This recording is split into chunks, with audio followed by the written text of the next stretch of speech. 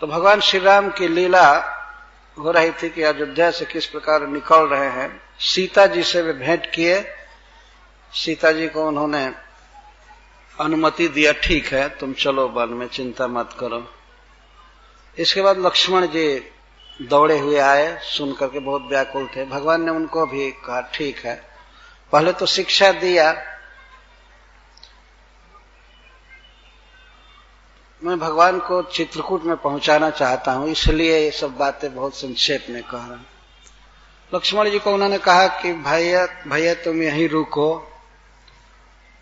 मेरी माताएं बहुत दुखी हैं, पिताजी मेरे दुख से दुखी हैं, भरत और शत्रुघ्न भी गांव पर नहीं है, तो तुम रहूं करहूं सब कर परितोष, ना तरु तात हो ही बड़दोष। तुम रहो अयोध्या में और सबको शांति दो, परितोष दो। यहां तक भगवान कहते अन्यथा विपक्ष में बहुत दोष लगेगा। अगर तुम नहीं करते हो ऐसा, मेरे साथ चले जाते हो अयोध्या, तो अरे वन में चले जाते हो तो अयोध्या सब प्रकार से अनाथ हो जाएगी।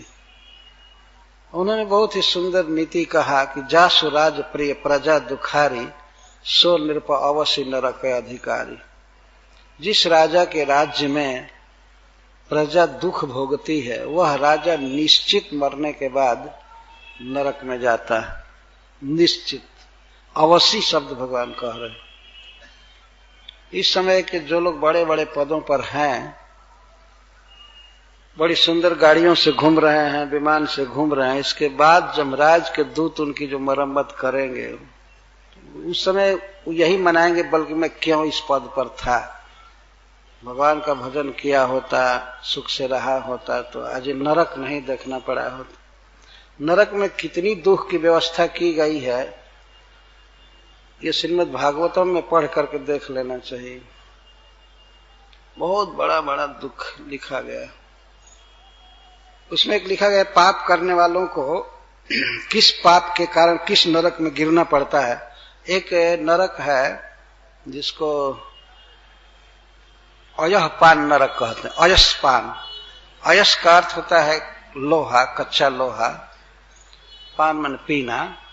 एक ऐसा नरक है जहां पर लाखों भट्ठियां लगाई गई हैं लोहा को गर्म करके द्रवीभूत करने के लिए। एक यहाँ टाटा बोकारो क्या है, ऐसा ऐसा लाखों करोड़ों फैक्ट्री वहां है, मतलब लोहा को गर्म करने के लिए।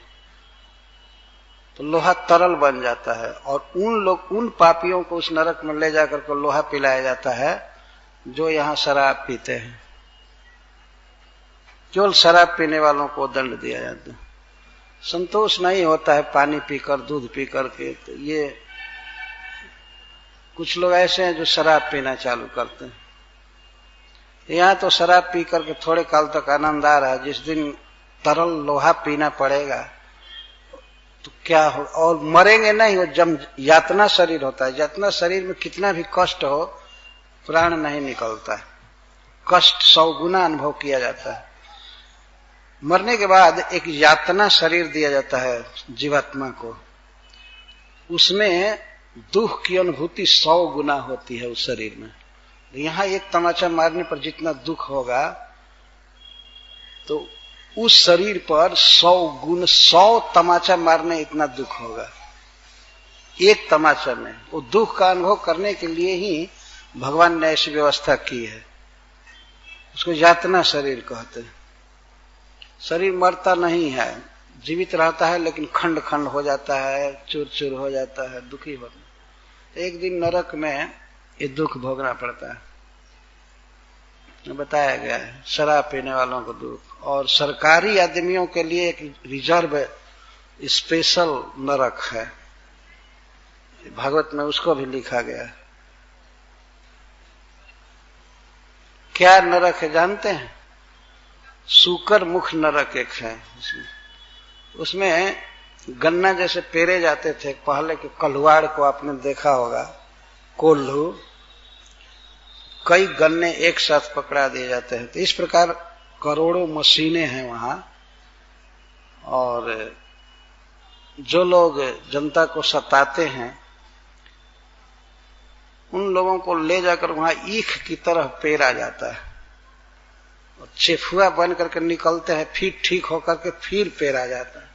इस तरह से पेरा जाता है।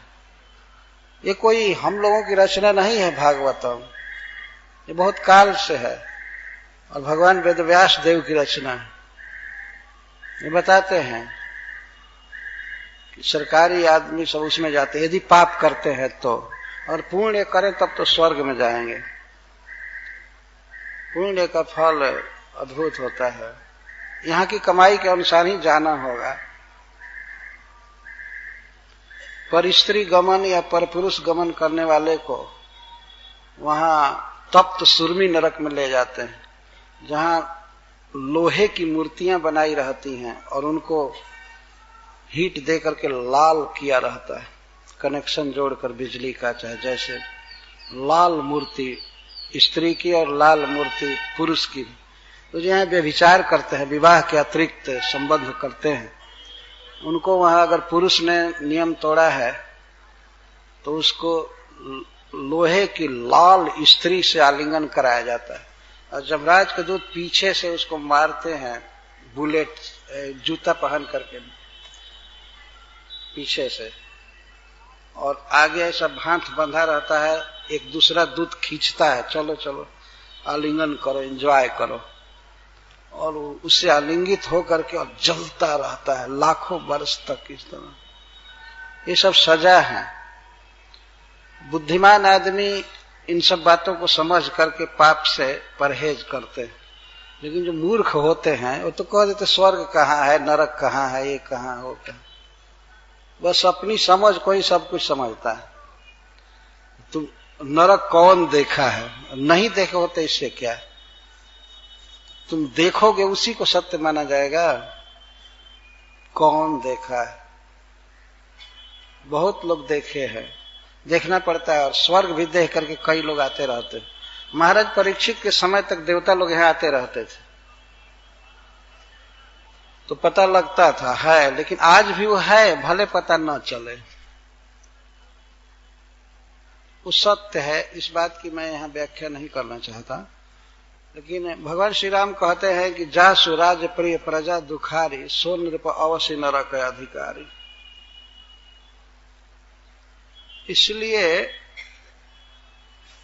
सरकार के जो ऑफिसर्स हैं, जो मंत्री हैं, उन लोगों को विशेष सावधान होना चाहिए। वास्तव में विशेष सावधान होना चाहिए। भगवान ने एक अवसर दिया है, एक चांस दिया है कि जनता की सेवा कर लो, और प्रकट भी देखा जाए तो देश में या राज्य में सब जगह सेवा की ही बात की जाती है।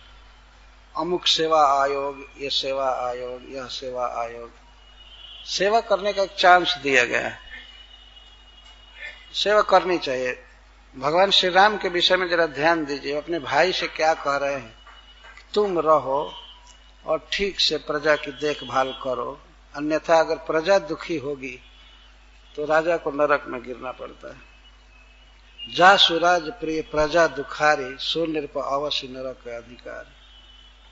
ये भगवान का उद्गार है।